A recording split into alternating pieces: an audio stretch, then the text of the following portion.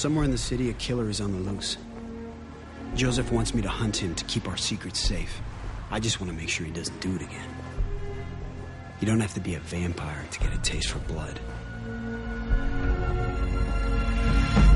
The show is about a vampire, Private Eye, who was made a vampire against his will in the early 50s by the woman who he fell in love with and married on their wedding night. And he has since fallen in love with a mortal girl who he is sort of destined not to be with.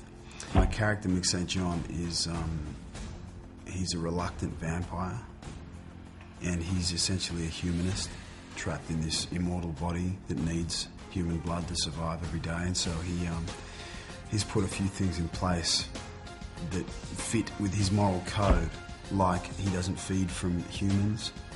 He goes to the blood bank and he gets blood from like a dealer at the blood bank, and he takes it home and keeps it in the fridge. He sleeps in a freezer. He doesn't sleep in a coffin. He fought the instinct in the very beginning as well, and his wife had to go and find him because she was his sire. And so, as his sire and as a woman who was deeply in love with him, you know, which is why she turned him, because she wanted him forever.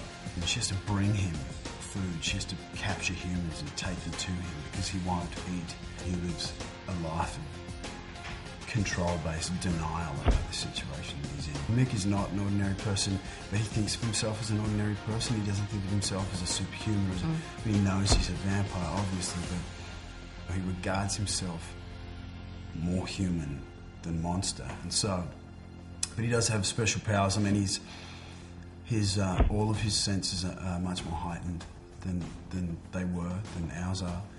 He's much stronger than he used to be. He can leap like up onto buildings. He can like scale walls. He's got some pretty cool superpowers, and he uses them for good. You know, I mean, becoming a private investigator is something that has helped him deal with what he is, because he's helping other people. And the other thing is, when he eradicates sort of predators and these bad people from the earth, in his mind he's getting further away from the predator that he actually is.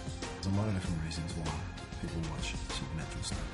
Because they evoke the imagination, you know, because they stimulate parts of the mind and the imagination that are not necessarily stimulated on a daily basis. You know, in our 9 to 5 grind, in our daily grind, in our lives, we sort of plunk along and do what we do. And I mean, we turn on the TV and see these mythical monsters and, you know, all these, you know, figments of other people's imagination, and also figments of age-old mythologies from many, many different cultures, which is what vampires, and I mean, vampires go back thousands of years in so many different cultures, and so, I mean, it just poses questions constantly.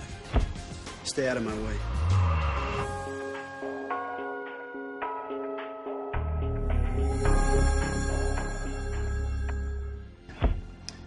As an actor, you know, I mean, you work so...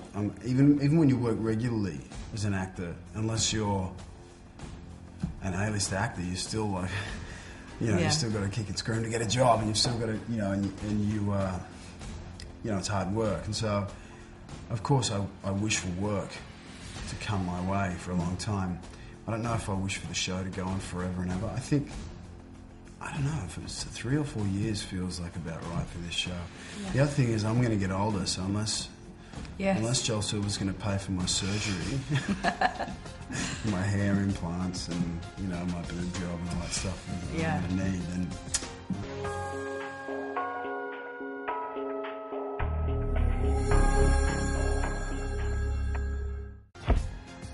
I'm really glad the 20s are over, but I don't, you know... I don't get to the 40s too soon. I just want to enjoy the 30s. So I think they're probably about right. Yeah. I think sort of 30, 31, 32 would be about right.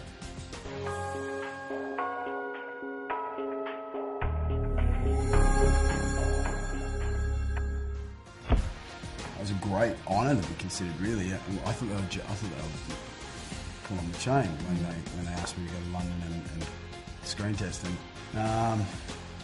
I think I did a good job. Look, I knew I wouldn't get the role. I'm too young.